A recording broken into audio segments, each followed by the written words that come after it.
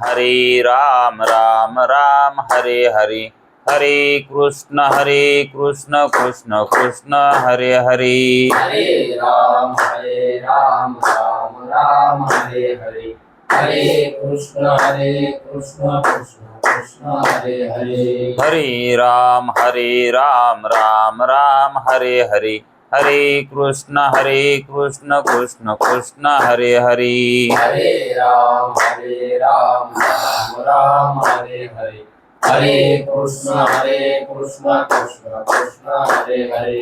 कुंडली कवर्दे हरि विठ्ठल, श्री गुरु ज्ञानदेव तुकाराम, पंढरीनाथ भगवान की जय, माऊली ज्ञानेश्वर महाराज की जय, जगद्गुरु तुकाराम महाराज की जय, ब्रह्मनिष्ठ गुरुवर्य रंगनाथ महाराज की जय। श्री विनायकं गुरुर्नौमि, साकरे नाम विश्रुतं, वेशांचरण सानिध्यात् जीवा मुक्ता भवन्ति। साखरे वंशविख्यातं ज्ञानदान परायणं, विनायकं गुरुर्वन्दे भवबन्धविमुक्तये। श्रीरङ्गनाथं गुरुराजवर्यं, मुमुक्षूणां ज्ञानदानेकदक्षं, प्रभावती क्षेत्रनिवासिनं नमामि वेदान्तवेदां वरिष्ठं। पुण्डलीकवरदे हरिविठ्ठल, श्री गुरु ज्ञानदेव तुकाराम, पंढरीनाथ भगवान की जय, माऊली ज्ञानेश्वर महाराज की जय।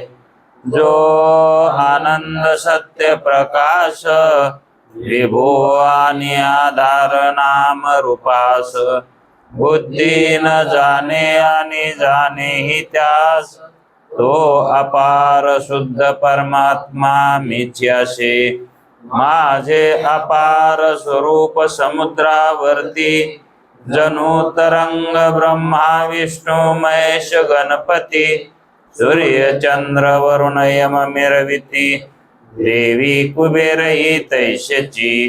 जो सर्वज्ञ आणि दयाघन, मुनी ज्याचे करीती त्याचे उपाधी करुणा, नित्याभान मजची माझी होतसे। ज्याच्या अज्ञाने भाषे जगत, जसा दोरीवरी सर्प दिसत, परी दोई ठाई ना सर्प जगत। हे स्वतंत्र आणि स्वयं ब्रह्म मीच्याशे, पुण्य पुरुषी सदैव निष्काम, बोध प्राप्ती कारणे भजावा राम। तो मीची आहे आत्माप्त काम, तरी नमन कवना करावे म्या। जयांचे केलिया स्मरण, सकळ विद्येचे होय अधिकरण। हे चिवंदू श्री चरण श्री गुरूंचे, हे नमस्कारो आता।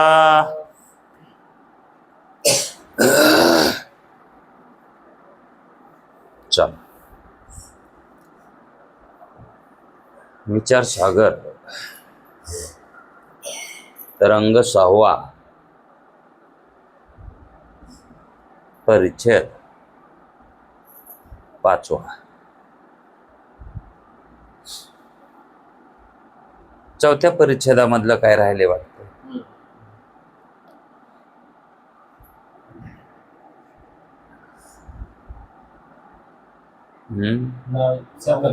शंका घेतली. झालंय सगळं बरोबर। काय शंका केली होती काल त्यांनी? पुन्हा पहा। जागृत पदार्थाची स्मृती किंवा लिंग शरीराने बाहेर जाऊन सत्य पदार्थाबरोबर व्यवहार करणे, या दोन्ही गोष्टी संभवत नाहीत। त्याच्या लक्षात आलं आहे तो गुरुजींना म्हणतो, लिंग शरीर स्थूल शरीराला सोडून बाहेर जाऊन पदार्थ पाहणे हे घडत नाही हे कळालंय. आणि जागृतीतल्या पदार्थाची स्वप्नामध्ये स्मृती होऊ शकत नाही, स्मृती ज्ञान असू शकत नाही हेही कळालं. म्हणून स्वप्नस्थ पदार्थ हे स्मृती नाही आणि स्थूल देह सोडून सूक्ष्म देह स्वप्नामध्ये सत्य पदार्थ पाहत नाही हे समजलं. पण तुम्ही काय म्हणता की हे स्वप्न पदार्थ आंतरीच उत्पन्न होतात. आम्ही कसं बस अगोदर तुम्ही सांगितलेलं तेव्हा आम्हाला समजलंय आणि पुन्हा अजून समजायचं पुन्हा वकांडी आणून ठेवतात. आता हे बी समजूनच घ्यावं लागेल. आंतरीच सूक्ष्म शरीर स्वप्न पदार्थ हे आंतरीच निर्माण होतात हे म्हणणं बुद्धिमांदे असणाऱ्या जीवास हे कसं तरीच होतंय, कसंच वाटतंय हे असं ऐकणं म्हणजे.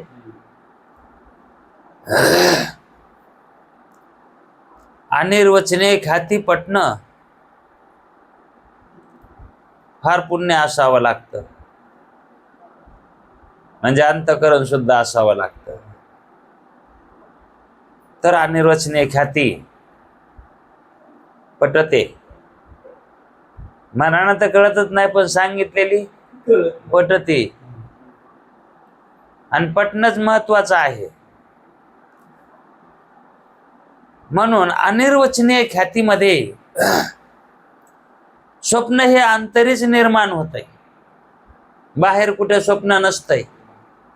आणि जर बाहेर कुठं मानलं तर किती विरोध येतो हे आपण काल बघितलंय. बाहेर जर मानलं तर. म्हणून स्वप्न पदार्थ आंतरीच कल्पित उत्पन्न होतात असं सद्गुरूनं सांगितल्याबरोबर त्याला कसं तरीच वाटलं. पण तो म्हणाला, मला हे समजून सांगा, यास प्रमाण तरी काय आहे तेही सांगा. स्वप्न पदार्थ आंतरीच उत्पन्न होतात याला प्रमाण तरी काय, असं कोणी सांगितलंय का? आंतरीच निर्माण होतात असं कोणी सांगितलंय का? आंतरीच निर्माण होत असतात का? तुम्हाला कोणी सांगितलंय म्हणून तुम्ही सांगायला? हे मला कृपा करून सांगा, हे सर्व मला समजून सांगा. काय समजून सांगा हे लक्षात राहू द्या. स्वप्न पदार्थ आंतरीच कसे निर्माण होतात आणि हे कोणी सांगितलंय हे मला समजून सांगा. हा, तुम्ही अगोदर आम्हाला म्हणले स्वप्न पदार्थ जागृत पदार्थाची स्मृती नाही. आम्ही मान्य केलं ना, मान्य केलं आम्ही. कारण स्मृतीमध्ये पदार्थ सन्मुख नसतो, स्वप्नामध्ये पदार्थ. हो, आम्ही मानलेलं आम्हाला कळालं, आमची चूक व्हायली. आणि आम्हाला असंही वाटलं होतं की स्थूल शरीर सोडून लिंगदेह बाहेर जाऊन जागृतीतले सत्य पदार्थ पाहतो, तेही आमचं मानणं चुकीचंच आहे हेही आम्हाला कळलं. कारण स्वप्नामध्ये दिलेले पैसे जागृतीतला पुरुष देत नाही. जागृतीतला पुरुषच जर स्वप्नात आला आणि त्याला जर पैसे दिले तर तो जागृतीत मागायला गेला, ते म्हणते हेट कशाचे आले पैसे? हा, काही बी बोलतात तुम्ही. म्हणून व्यवहारासंबंधी स्वप्नाचा आणि जागृतीचा व्यवहार होत नाही. मग त्याच्याकडे याचा खुलासाही नव्हता याचं उत्तर काय असेल म्हणून. पण सद्गुरूंनी चलत चलत सांगितलं हे अंतरीच निर्माण होता. मग त्याला तीच पाचर पडली की अंतरी कशी आता निर्माण होत असते. एवढे मोठे नदी पर्वत, एखादं जंगल पेटलेलं दिसतय, वारं सुटतय, सूर्यचंद्र दिसतात. ही काय भानगड आहे. अंतरीच आपल्या इतकुशा देहामध्ये. सगळा देह धरला तरी ते म्हणले सगळ्या देहात नाही, हिता नावाच्या नाडीत दिसतय. त्याला वाटलं हिता नाडी असन मोठी गिटी. ते म्हणले मौरी एवढी असती तिच्यामध्ये दिसतय. कुठे कुठे हिता नाडीचा आकार धामुक्या एवढा सांगितलाय, वाचण्यात गेलंय कुठेतरी. कुठे कुठे मौरी एवढाही सांगितलाय. कसा का सांगणार, पण लहान सूक्ष्म आहे एवढा सांगितला. नाडी म्हणल्यावर काय मोठी नसते. नाडीत म्हणल्यावर वरून जरी धामुक्या एवढी दिसत असली तरी बी मधात वरच ते कातड हे काढून टाकल्यावरती नाडीच जर नुसती काढली तर ती मौरी एवढीच राहील ना. मग मौरी एवढं म्हणणं बराबर आहे. धामुक्या एवढी म्हणणं हे. वरून जर हात लावला तर धामुक्या एवढी दिसते. मग स्वप्न पदार्थ हे अंतरीच कल्पित निर्माण होतात. मग सुरुवातीला ऐकणाऱ्याला असं वाटतंय की एवढाले मोठाले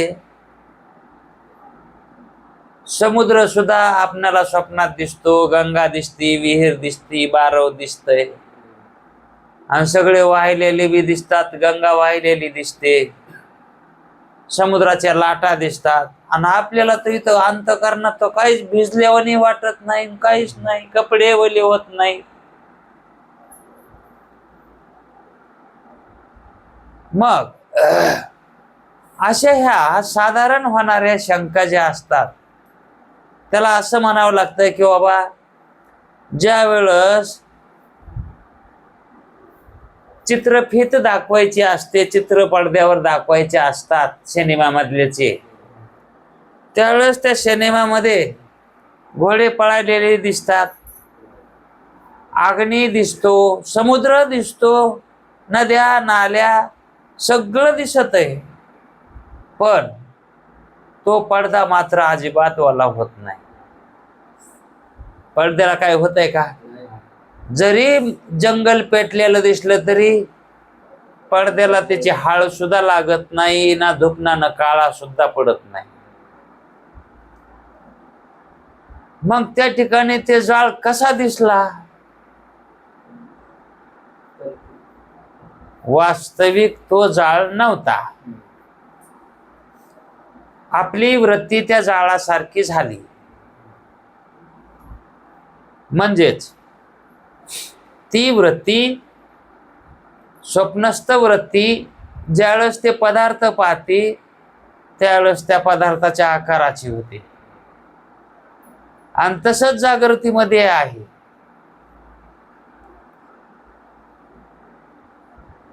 जागृतीमध्ये जे आपल्याला प्रतीला येतं का ते पिक्चर मधल्या सारखंच आहे. आणि पिक्चर मध्ये त्या पडद्यावर जे चित्र पिक्चर दाखवतात ना, तो जो शोध आहे तो याच्यावरूनच लागला आहे. कोणी कोणी म्हणत असेल की पिक्चर वरून हे शोध लागला आहे. आता हे आधीच आहे का ते आधीच आहे? कधीच आहे? अनादिकालाच आहे. आणि पिक्चर तर हे आता सुरू झालेत ना, मग याच्यावरूनच शोध काढलाय.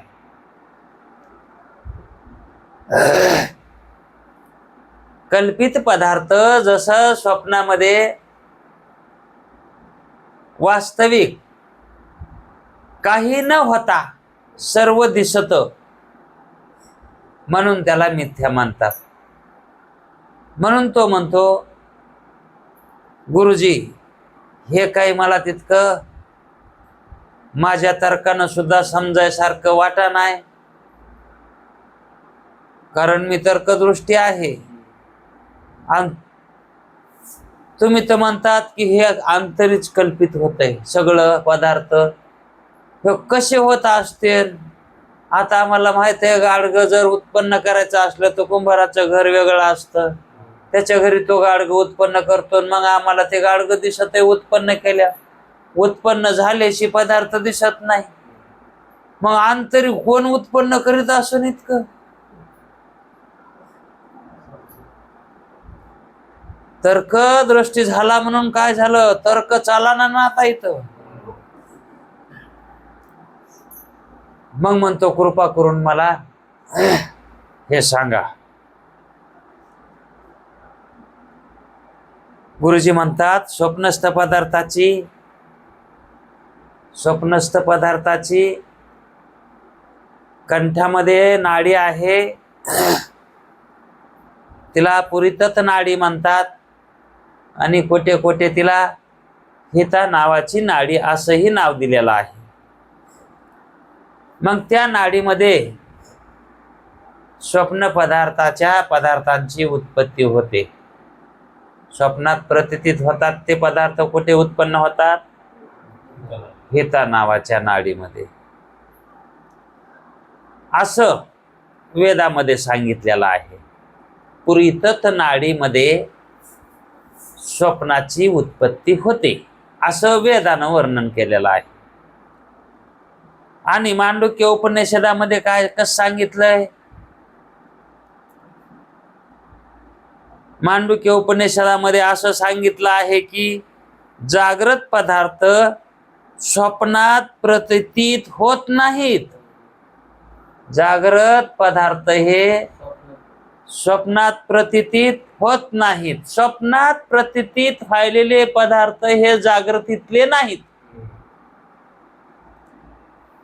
मग असं कोणी सांगितलंय? मांडुक्य उपनिषदामध्ये आद्य शंकराचार्यांनी त्या उपनिषदावर भाष्य केलंय, त्याच्यामध्ये सांगितलं आहे, किंवा उपनिषदामध्ये सुद्धा आहे. मग रथमार्गादी सर्व पदार्थ नवीन उत्पन्न होतात. गाड्या, घोड्या, बस, आगीन गाडी हे नवीन उत्पन्न होतात. आणि त्याचे रस्ते बी, मार्ग बी, नुसते त्या गाड्याच नाही, त्या मार्ग बी, आणि मार्ग त्या गाड्यात नाही, त्या गाड्यामध्ये बसलेले लोक बी, त्या गाडीचं इंजिन बी, जे जे काही आपणाला प्रतीतीला येतं का ते त्या ठिकाणी नवीन त्याची उत्पत्ती मानल्याशिवाय संगती लागत नाही. नवीन उत्पत्ती तिथं मानावीच लागते. म्हणून स्वप्नस्थ पर्वताधिकांची नवीन उत्पत्ती न मानली तर त्यांचे प्रत्यक्ष ज्ञान तरी कसे होणार? जर स्वप्नस्थ पदार्थांची नवीन उत्पत्ती नाही मानली तर त्याचं प्रत्यक्ष ज्ञान कसं होईल?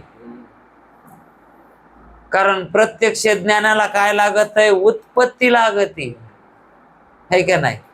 कारण उत्पत्ती असेल तर त्याची प्रतीती, आणि उत्पत्ती नसेल तर प्रतीतीच येत नाही.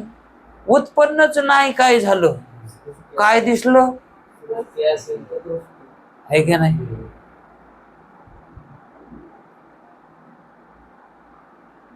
काहीच नाही. दिवस गेले नाहीत,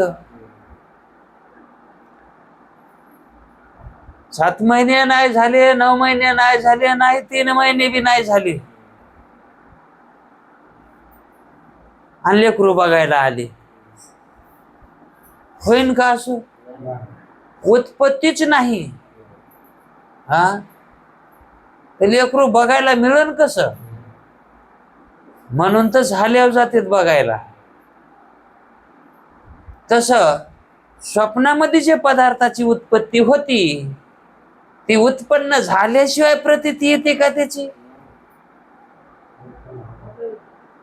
हा मग उत्पन्न होते तर इतकुशा देहामध्ये एवढा मोठा पर्वत कसा मावला?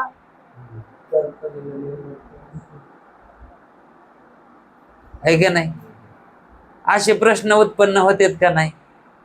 अशा अनेक प्रश्न उत्पन्न होतेत. अनिर्वचनीय ख्यातीमध्ये सगळे मावळून जातेत. जसं आपल्या घरातला एक खटका बंद केला तर आपल्या घरातला एक बल्ब बंद होतय, पण 132 उनच जर लाईन बंद केली तर किती बल्ब बंद होते? गाव बंद होते. बल्ब नाही, गाव बंद होते. गाव नाही, 33 केव्या बंद पडतात. कारण 33 केव्या ह्या 132 वर अवलंबून येतात. तस अनिर्वचनीय ख्याती एक कळाली 132 केवी ही. ज्याला अनिर्वचनीय ख्यातीचं ज्ञान झालं त्याला सगळ्या प्रश्नाचा उकल संचय होतो. का प्रश्न जर उरत नाही. कारण ही अनिर्वचनीय ही जी वेदांत्यांनी सांगितलेली ख्याती आहे,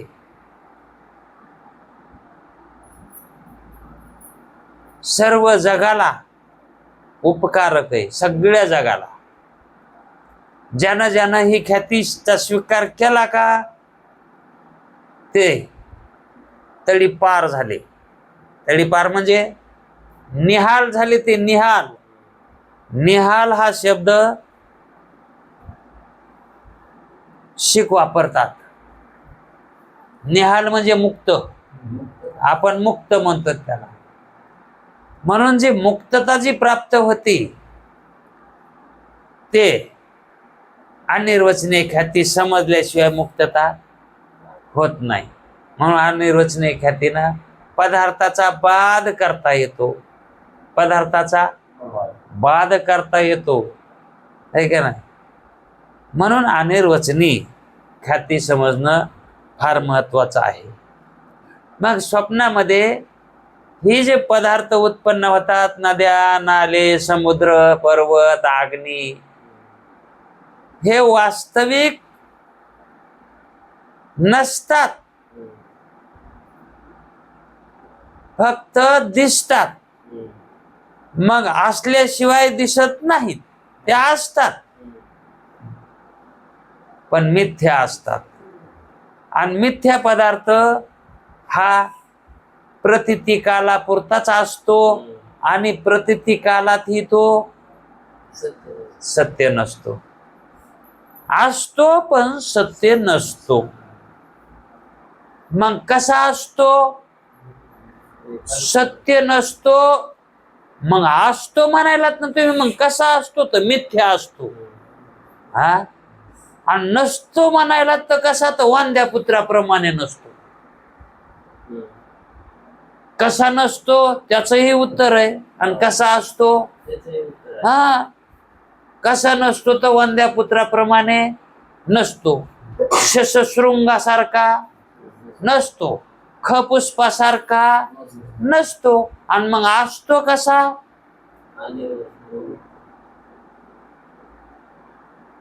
असतो कसा? आता ते शब्द घेतले होते ना मी अजातवादात. अजातवादातले आम्ही घेतले. ते विवर्तातले तुम्ही घ्या ना. सांगा ना तुम्ही. हा, जसं शिंपल्यावर चांदी भासते तसे स्वप्नातले पदार्थ. हा, मृगजळ जसं भासत, सर्पावर दोरी जशी भासते,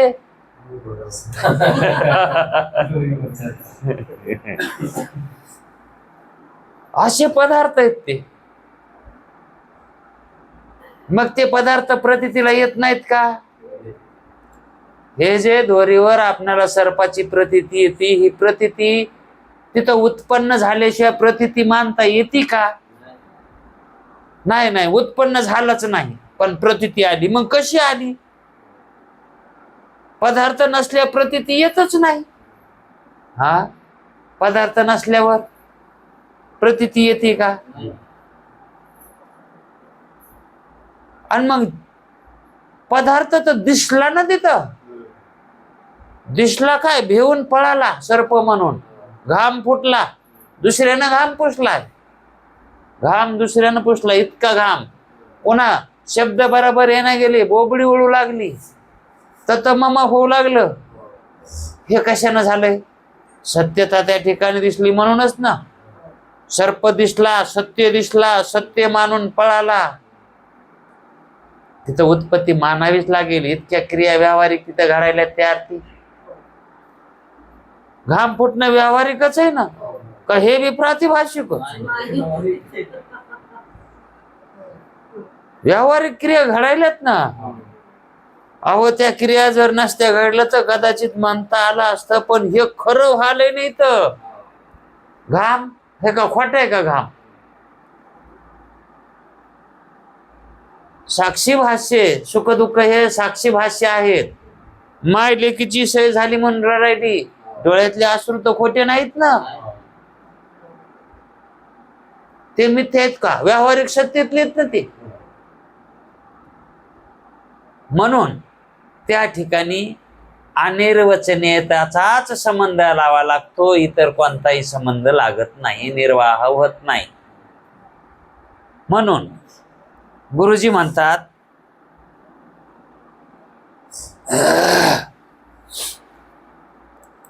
प्रत्यक्ष ज्ञानास तर इंद्रियद्वारा अंतकरण वृत्तीच्या पदार्थाशी संबंध असावा लागतो.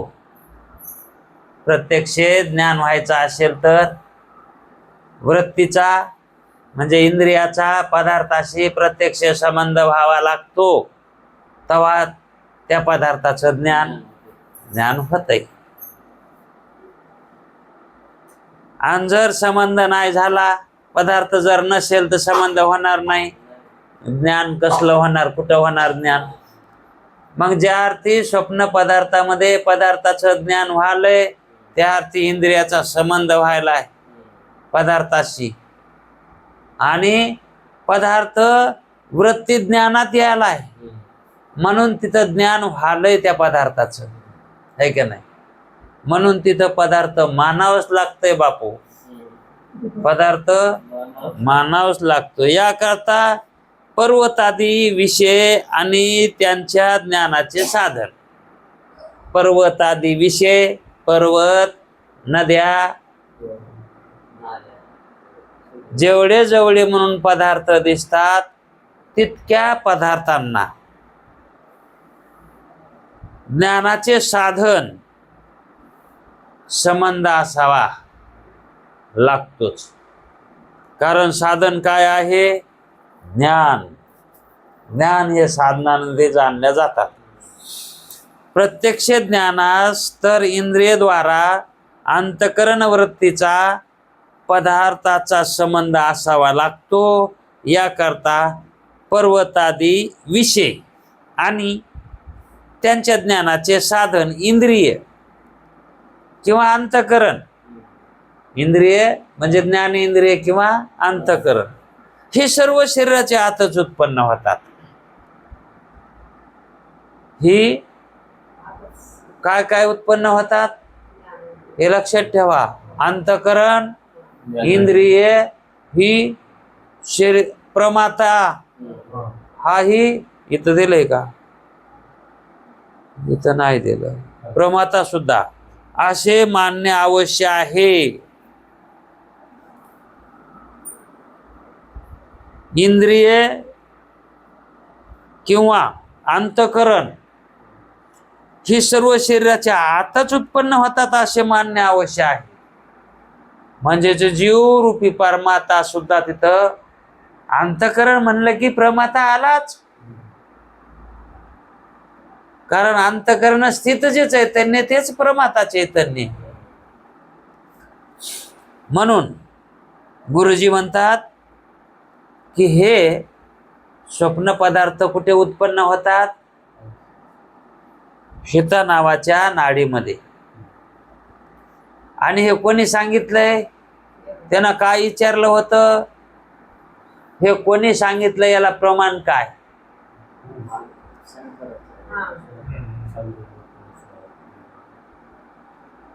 तर वेदामध्येही सांगितलं आहे आणि मांडुक्य उपनिषदामध्ये सुद्धा सांगितलं आहे. म्हणून प्रमाण वेद आणि शास्त्राचं दिलं आहे. आणि उत्पत्ती तिथं मानलेली आहे. गुरुजी काय म्हणले? उत्पन्न होतात, पण आंतरिक होतात, बाहेर नाही. आणि उत्पत्तीचं ठिकाण हेता नावाची नाडी आहे.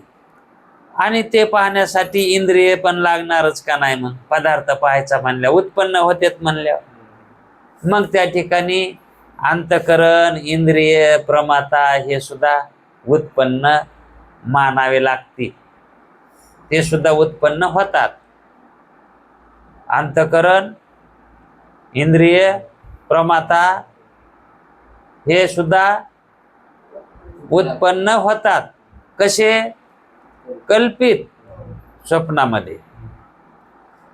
म्हणून असं सांगितल्यावर त्याला पुन्हा आणखी शंका झाली. तो म्हणतो, गुरुजी, स्वप्न पदार्थ त्यांचं स्वरूप कसं आहे? रज्जू सुक्तीप्रमाणे आहे.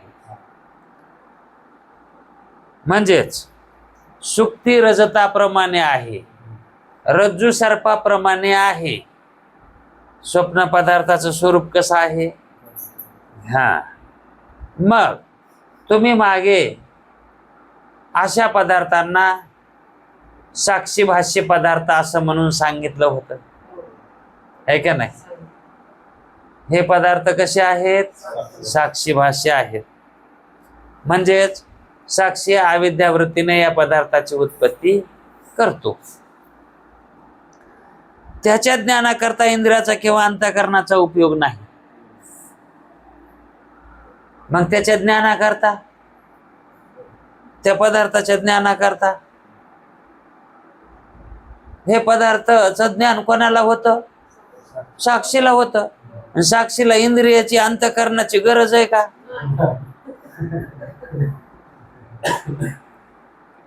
मग तो म्हणतो, मग याची काय गरज आहे? शिष्य म्हणतो, गुरुजी, तुम्ही साक्षी भाष्य म्हणून सांगितलंय ना, तर मग अंतःकरणाची, इंद्रियाची काय गरज आहे? कारण गुरुजी काय म्हणलेत? हे तिथं उत्पन्न होतात, आहे का नाही? प्रमात्या सहित म्हणले उत्पन्न होतात. मग तो म्हणतो, ह्याची काय गरज आहे उत्पन्न व्हायची? स्वप्न पदार्थ सुक्ती रजताप्रमाणे साक्षी भाष्य आहेत. त्यांच्या ज्ञानाकरता इंद्रियांचा किंवा अंतःकरणाचा उपयोग नाही. त्याच्या ज्ञानाकरता त्याचा काही उपयोग नाही ना. म्हणून स्वप्नात पर्वत आदी पदार्थांची उत्पत्ती मानणे योग्य आहे. तुम्ही म्हणलात ना, स्वप्नामध्ये पर्वताधिकांची उत्पत्ती मानावीच लागते. मानू, योग्य आहे मानणं. परंतु इंद्रिय, अंतःकरण आणि प्रमाता, इंद्रिय म्हणजे ज्ञानेंद्रिय, अंतःकरण मन, बुद्धी, चित्त, अहंकार आणि प्रमाता जीव चैतन्य, याची उत्पत्ती मानणे योग्य नाही. हे मानायची काय गरज नाही ना गुरुजी. कारण ते शरीराच्या आतच आहेतच ना, म्हणून मानायची गरज नाही म्हणायला येते. आणि आपल्याला वाटायला पदार्थ साक्षी भाष्येत म्हणून मानायची गरज नाही. असंच के आपल्याला काय वाटायलंय? पदार्थ साक्षी भाष्य येत, तिथं अंतःकरणाची काय गरज आहे? इंद्रियाची काय गरज आहे? पण ते म्हणते तसं नाही, ते आहेच ना मधात. प्रमाता मधीच आहे, अंतःकरण मधीच आहे, इंद्रिय ही मधातच येतात. मग नवीन उत्पन्न मानायची त्याची काय गरज आहे? हा तुम्ही ना ध्यान आले पर्वत हे माना उत्पन्न दुसरे नवीन, हे मानायचे हे तर आहेतच ना आधीच. अशी त्याची शंका आहे. ती शरीराच्या आत आहेतच ना. त्यावेळेस गुरुजी म्हणले, हे शिष्य तापले आता. हे शिष्य, स्वप्नामध्ये जसे पर्वतादी पदार्थ प्रतीत होतात, स्वप्नामध्ये जसे पर्वतादी पदार्थ प्रतीतीला येतात ना, दिसतात ना, तसंच इंद्रिय, अंतकरण, प्रमाता हे सुद्धा त्याच्यासारखाच प्रतीतीला येतोय. ते सुद्धा कसा आहे? हा, जसे ते पदार्थ दिसायलेत का तसाच हा पण आहे. तशीच इंद्रिय, अंतकरण, प्राण सहित स्थूल शरीर, प्राण सहित स्थूल शरीर, प्रमाता म्हणजे जीव प्रतीत होतात. तिथं प्राण सुद्धा, प्राणाची सुद्धा त्या ठिकाणी उत्पत्ती होते, मानावी लागणार आहे, हे का नाही? म्हणून त्याची ही उत्पत्ती मानलीच पाहिजे. ह्या सगळ्याची उत्पत्ती मानत तू म्हणायलास ना याची उत्पत्तीची गरज नाही. इंद्रियाची, अंतकरणाची, प्रमात्याची गरज नाही म्हणायलास ना तू. अडचण काय येते हे तुला माहित नाही. कारण आम्ही 4 पावसाळे जास्त खाल्लेले, तर आम्हाला माहित आहे कोणचा पावसाळा कसा गेलाय. कुठवर पाणी येतंय पावसाळ्यात हे आम्हाला कळत आहे ना. म्हणून स्वतःच्या बुद्धीनं काही मानू नकोस. तुला वाटायलंय जीव चैतन्य आहे म्हणजे प्रमाता आहे, अंतकरण आहे, मग हे असलं म्हणजे दुसरं मानण्याची काही गरज नाही. पण हे व्यावहारिक सत्यातलं हे लक्षात असू दे ना. येईल पुढं आणखी ते. स्थूल शरीरात जी व्यावहारिक नेत्र, अंतकरणादी आहेत, कुठे? प्रमाता ही प्रतीतीत होतात, अंतकरण प्रतीतीत होतंय, प्राण ही प्रतीतीत होतंय. म्हणून याची उत्पत्ती मानलीच पाहिजे. प्रतीती व्हायलंय किती त्याची उत्पत्ती, कारण उत्पत्ती झाल्याशिवाय त्याची प्रतीती आली नाही, म्हणून उत्पत्ती मानावी लागते. मग स्थूल शरीरात जी व्यावहारिक नेत्र, अंतकरण आदी आहेत, या स्थूल शरीरात नेत्र म्हणजे इंद्रिय, ज्ञानेंद्रिय आहेत, है का नाही? अंतकरण मन बुद्धी आहेत. याचे विषय स्वप्न पदार्थ होत नाहीत. यायला स्वप्न पाहता येत नाही. यायला कारण हे कोण्या सत्तेतले? तर हे व्यावहारिक सत्तेतले, म्हणून प्रातिभाषिक सत्तेतला विषय त्याला जाणता येत नाही. त्यांचे विषय स्वप्न पदार्थ होणार नाही. कारण हे जागृतीतले जे इंद्रिय आहेत का, त्याला ते प्रातिभाषिक सत्तेतले पदार्थ जाणता येत नाही. मग आता हे शरीर कसं आहे? व्यावहारिक सत्तेतलं आहे ना. याच्यावर इंद्रिय व्यावहारिक सत्तेतले आहेत का नाही? अंतकरण हे कसं आहे? आणि परमात्मा कोण्या सत्तेतला आहे? परमात्मा पारमार्थिक सत्तेतला आहे ना तो. मग ह्या सत्तेतले हे इंद्रिय त्याला कसे जाणतील? म्हणून तो यांना दिसत नाही ना ते. आणि मग ते दिसत नाही म्हणून नाहीच म्हणतात. पण याला दिसेना झालंय, ते काय करणार आहे? आता झोपट वाट आहे. पण एखादा आंधळा जर चालता चालता हुटकाला वाटाच्या बाजूला गेला, तो त्याच ठिकाणी गावाला शाप देतो. काय गाव आहे? गावाला रस्ता सुद्धा करायला झालाय का? एवढं मोठं गाव आहे. अरे तू रस्त्यावरून चल ना, तू आंधळाशी मान्य करणं. तसं हे व्यावहारिक सत्तेतले इंद्रिय हे अंतकरण आहे. याला कसा परमात्मा विषय होईल? हा आम्हाला दिसत नाही, दिसला असता तर आम्ही मानला असता. अरे दिसनच कसा, त्याची सत्ता वेगळी आहे, तुझ्या देहाची सत्ता वेगळी आहे. तू बघ ना, हा तू बघ ना, तुला जाणता येतंय ना. तू ह्या साधनानं जाण्याचा प्रयत्न करूच नको, हे व्यावहारिक सत्तेतलेस. आणि तुला जाणता येतंय. ते म्हणते मग मलाच म्हणायलो ना मी. अरे मग इंद्रिय सोडून मला म्हण ना. इथं बोलय ना. हा स्थूल शरीरात जी व्यावहारिक नेत्र अंतःकरणादी आहेत त्याचे विषय स्वप्न पदार्थ होणार नाही. कारण स्वप्न पदार्थ प्रातिभाषिक आहेत. स्वप्न पदार्थ हे प्रातिभाषिक आहेत आणि समान सत्तावान पदार्थ एकमेकास साधक बाधक होत असतो.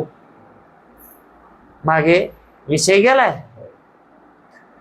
साधक बाधक व्यवहार हा समान सत्तेत होत असतो. विषम सत्तेमध्ये साधक बाधक व्यवहार होत नाही. कोणी आतापर्यंत केलंय का जागृतीतल्या पोरानं स्वप्नातल्या पोरीशी लग्न?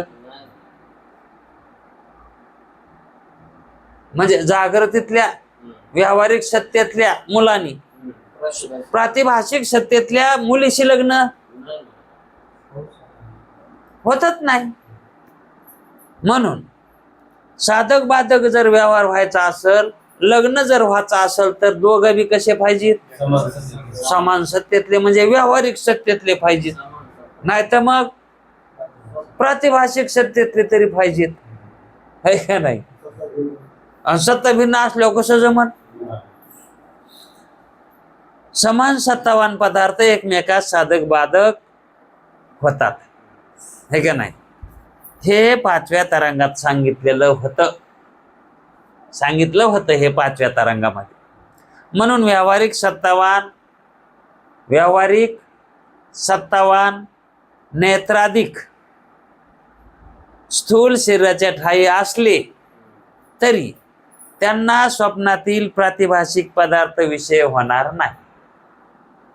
नेत्र जरी असले पण ते व्यावहारिक सत्तेतले, म्हणून त्यांना या नेत्रांना प्रातिभाषिक सत्तेतला पदार्थ प्रतीतीला येणार नाही. शिवाय व्यावहारिक इंद्रिय आपल्या गोलकास सोडून कार्य करण्यास योग्य नाही. आपल्या गोलकास म्हणजे गोलक कायला म्हणतात?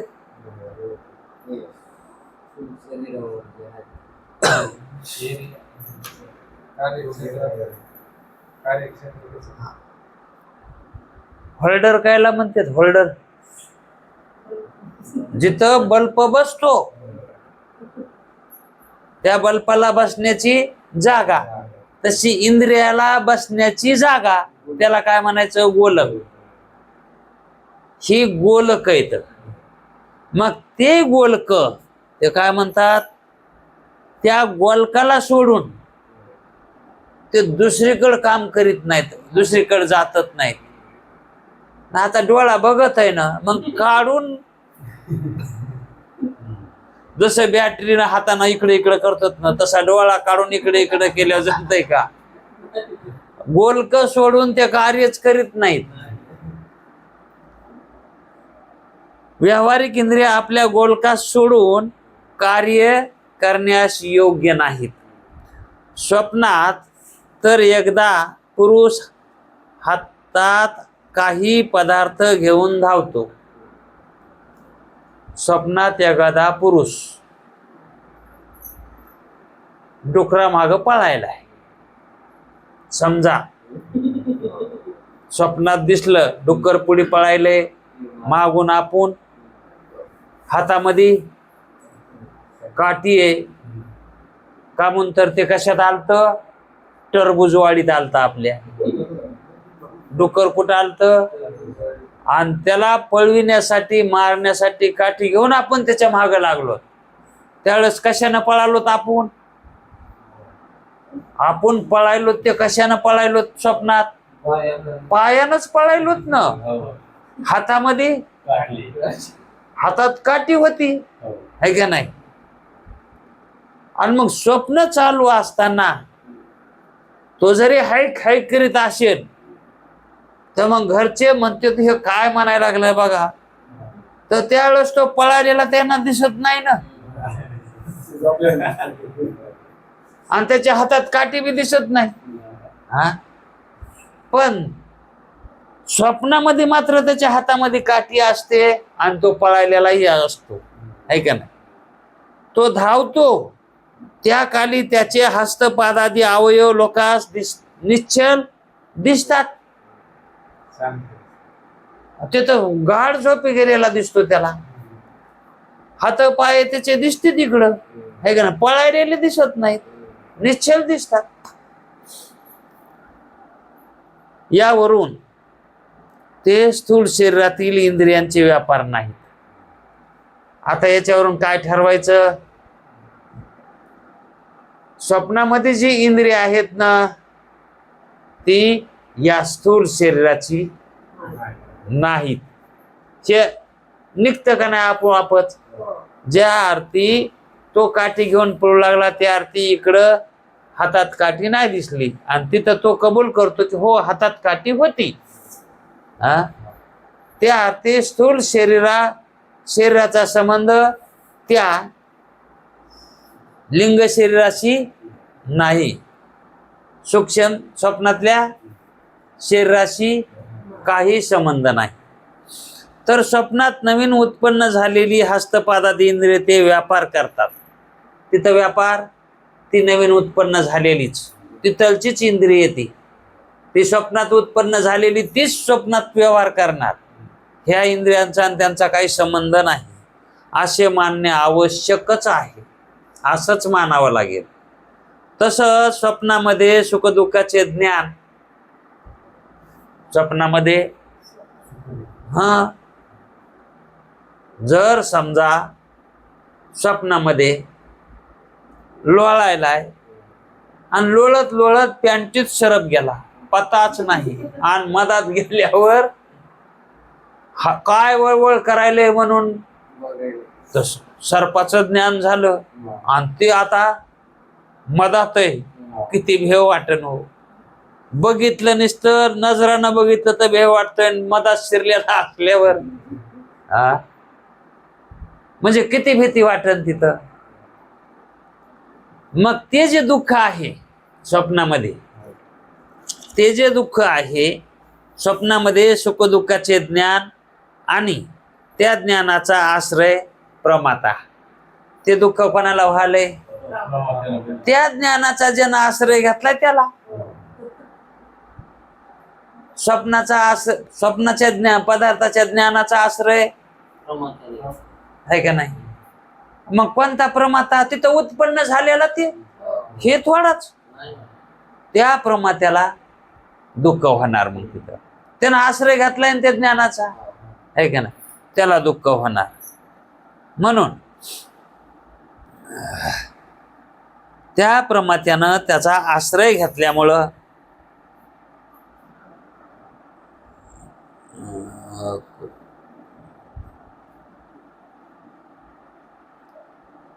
त्या ज्ञानाचा आश्रय प्रमाता ही प्रतीतीत होतात. तिथं आपल्याला तो प्रमाता ही प्रतीतीला येतो. त्याची ही नवीन उत्पत्ती मानलीच पाहिजे. प्रमात्याची सुद्धा म्हणजे जीवाची सुद्धा तिथं उत्पत्ती मानावीच लागते. कारण उत्पन्न न झालेला पदार्थ प्रतीतीत होत नाही ही व्याख्या आहे वेदांत्यांची. व्याख्या कशी आहे? उत्पन्न न झालेला पदार्थ प्रतीतीला येत नाही. व्याख्या करायची गरज आहे का? पण का गरज पडायली? उत्पन्न न झालेला पदार्थ सुद्धा प्रतीतीला यायला आहे, ही भानगड आहे ना. आणि हे तर मिटवायचंय ना. मग मिटवायचंय काय? स्वप्नातले पदार्थ उत्पन्न होत नाहीत, पण त्याची उत्पत्ती मानाव लागायली का म्हणतो? दिसायलेत ना. मग दिसायलेत तर ते कसे आहेत हे मिटवायचे, आहे का नाही? म्हणून उत्पन्न न झालेला पदार्थ प्रतीतीत होत नाही. त्याची प्रतीती वंद्यापुत्र उत्पन्नच होत नाही. मग त्याची प्रतीती कुठे येते का? शेषशृंग, सशाला कधीच शिंग नसते, तर आकाशाला फुलं कधीच लागत नाहीत, कवा तरी प्रतीती आली का? म्हणून ज्याची उत्पत्ती नाही त्याची प्रतीती नाही. ज्याची उत्पत्ती नाही त्याची प्रतीती नाही, हा सिद्धांत आहे. या एकंदर कारणावरून हा सिद्धांत शेवटी काय सांगतो? ज्याची उत्पत्ती नाही त्याची प्रतीती नाही. मग जरी प्रतीतीला येत असेल तर त्याची उत्पत्ती ही सिद्ध व्हाय नाही, म्हणून ती उत्पत्तीच नाही त्याची, म्हणून ते नाही. मग प्रतीती आली तरी, मग प्रतीती असली काय नसली काय, त्या पदार्थाचा स्वभाव पहा. प्रतीतीला जरी येत असला तरी तो व्यावहारिक 57 पदार्थासारखा प्रतीतीला यालाय का? मग प्रतीतीला आला तरीही येऊ द्या, पण वास्तविक सत्य मानू नका. त्याला प्रातिभाषिक सत्ता द्या ना. तसा तर तो नाहीच, पण प्रतीतीला यालाय म्हणून जोवर अंतःकरण आहे तोवर त्याच्याशी संबंध आहे, म्हणून त्याला मानावं लागते. त्याची उत्पत्ती मानावं लागते, आहे का ना? संगती लावण्याकरता उत्पत्ती मानली, पण त्याची वास्तविक सत्ता ही प्रातिभाषिक आहे. म्हणजेच हे तिने कालात टिकणार नाही. मग याला आधी नाही आणि अंतही नाही, म्हणजे याला शेवटी बी नाही हा, आणि अगोदरी नव्हता, मधातच दिसायला आहे. मग ज्याला सुरुवात आणि शेवट नाही, ते मधात दिसायले, ते असत नाही, ते असूच शकत नाही. फक्त दिसण्यापुरतं. ते अगोदर बी नव्हता आणि पुन्हा राहणार नाही, आणि मधातच दिसायला. मग त्याची उत्पत्ती कशात मानायची? आधी नव्हता. असेच पदार्थाला अनिर्वचनीय मिथ्या म्हणतात. म्हणून उत्पन्न न झालेला पदार्थ प्रतीतीत येत नाही, हा सिद्धांत आहे. या एकंदर कारणावरून ज्ञाता, ज्ञान, ज्ञेयादी त्रिपुटी, ज्ञानाचे विषय, व्यवहार, हा सर्व समाज कुठला? स्वप्नातला. स्वप्नामध्ये नवीन उत्पन्न होतो. काय काय? त्रिपुटी सुद्धा, ज्ञाता, ज्ञान आणि ज्ञेय, आहे का नाही? ही त्रिपुटी स्वप्नामध्ये आपल्याला दिसती, आहे का नाही? स्वप्नात बाजार येतो ना, मग कोणी बाजार घ्यायला एक दिसत आहे का नाही? ते बाजार मापून द्यायला एक दिसत आहे, आणि ते बाजार एक दिसत आहे. जे घ्यालाय ते ही त्रिपुटी दिसते का नाही? मग ते माळव घ्यालाय का? तो ज्ञाता, आहे का नाही? आणि ज्ञान, आहे का नाही? आणि ज्ञाता, ज्ञाता घेणारा, ज्ञाता, ज्ञान आणि ज्ञेय, आहे का नाही? ते ज्ञेय म्हणजे वस्तू. ज्ञेय काय? वस्तू आहे, आणि ती वस्तू देणारा ते ज्ञान आहे. वस्तू देणार ते ज्ञान आहे. म्हणून ही जी त्रिपुटी दिसते, ज्ञाता, ज्ञान आणि ज्ञेय, ध्याता, ध्यान आणि ध्येय, कर्ता, कर्म आणि क्रियापद, कर्ता, कर्म आणि क्रियापद, वक्ता, श्रोता आणि वक्तव्य, ही त्रिपुटी चौकड आहे. स्वप्नात ही त्रिपुटी आहे, जागृतीत ही त्रिपुटी आहे. फक्त परमार्थात त्रिपुटी बंद पडते. तिथं त्रिपुटीच नाही. तिथं त्या सत्तेत त्रिपुटी मावळते. म्हणून ज्ञानाचे विषय त्रिपुटी आणि व्यवहार तिथं व्हायलेला हा सर्व दिसायलेला समाज इथं हा म्हणलंय बर का, हा शब्द वापरलाय. तो म्हणले नाहीत. स्वप्नातून बोलायचं. हा, हे स्वप्नातून बोलायले. हा सर्व समाज स्वप्नामध्ये नवीन उत्पन्न होतो. नाही तर तो म्हणायला पाहिजे होता ना. अनिर्वचनीय ख्यातीमध्ये ब्रह्मज्ञान व त्या ज्ञानाचे विषय. अनिर्वचनीय ख्यातीमध्ये, अनिर्वचनीय म्हणजे माहित आहे ना, जे सत असताहून विलक्षण सर्व अनिर्वचनीय उत्पन्न होतात. हे खरे होत नाहीत आणि खोटे होत नाहीत, हे अनिर्वचनीय होतात. हा सिद्धांत आहे. तर शास्त्रकारांच्या सिद्धांताहून विशेष आहे. शास्त्रकारांच्या कोण्या इतर शास्त्रकार आहेत. न्यायिक आहेत, बाकीचे शास्त्र, सांख्यशास्त्र आहे, आणखी हो इतर जे 5 शास्त्र आहे, आणखी बकळ शास्त्र येत. मग हा जो आम्ही सिद्धांत सांगायलो कोणता, अनिर्वचनीय ख्यातीचा, हा सिद्धांत इतर शास्त्रकारांच्या सिद्धांताहून विशेष आहे. याला विशेष सिद्धांत म्हणतात. हा काय सिद्धांत सांगितलाय? अनिर्वचनीय उत्पत्ती सांगतात. कशाची? स्वप्न पदार्थाची. हा त्यांचा सिद्धांत आहे. आणि इतर अनिर्वचनीय मानित नाहीत. कोणी कोणी सत्यच मानतय. ऐकलं असेल ना तुम्ही? कुठं? हा, 4थ्या तरंगामध्ये सुरुवातीलाच ख्याती वर्णनामध्ये स्वप्न पदार्थ रामानुजाचार्य कसं मानतो? सत्यच मानतो का नाही? हा, मग त्या शास्त्रापार्थ हे शास्त्र कसं आहे? विलक्षण, वेगळंच आहे. हे काय मानतंय? अनिर्वचनीय मिथ्या आहे. हा, अनिर्वचनीय उत्पन्न होतात म्हणतंय. हा सिद्धांत इतर शास्त्रकारांच्या सिद्धांताहून विशेष आहे.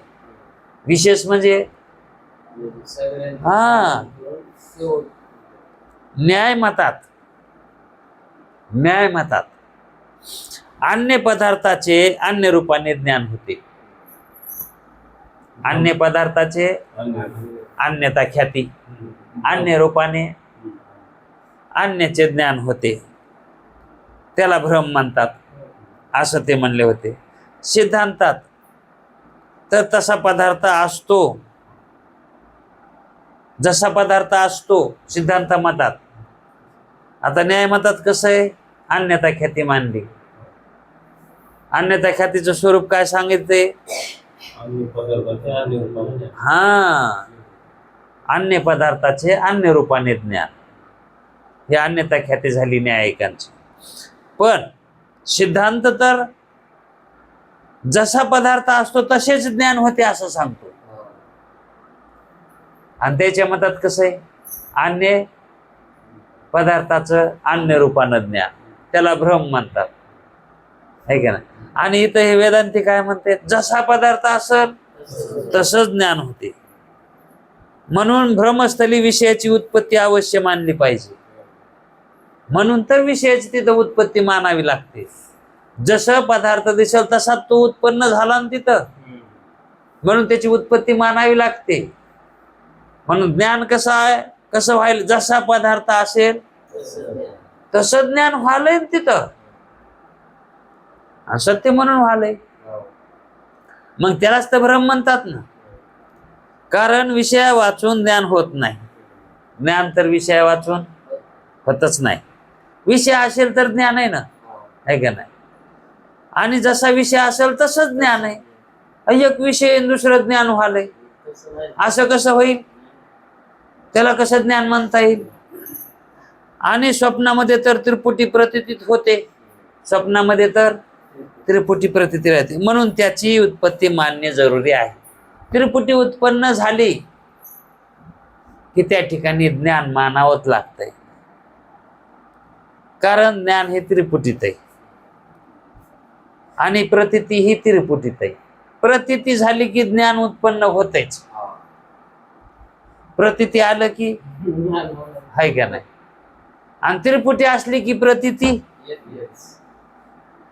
म्हणजे प्रतीतीला कारण त्रिपुटी आहे का नाही? आणि प्रतीतीवर ज्ञान अवलंबून आहे का नाही? काय ह्याचं ज्ञान व्हायलंय?